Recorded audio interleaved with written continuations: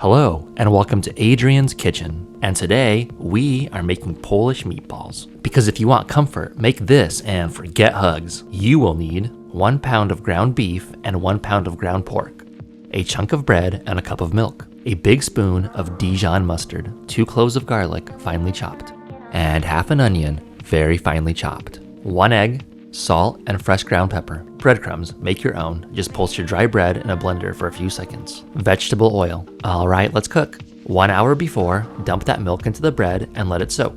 Combine your ingredients. Pork, beef, onion, garlic. Squeeze out that bread and add. Throw in the egg. Scoop in the Dijon. Be sure to add a lot of fresh ground pepper. And of course, add salt. Mix it down with your hands. This will take a while, but never give up until you have a smooth mixture. And shape. Remember, these are Polish meatballs, so to keep tradition, they'll be flat and rectangular. Evenly coat your masterpieces in your breadcrumbs. Add your cup of oil to your grandpa's old cast iron. Gas on.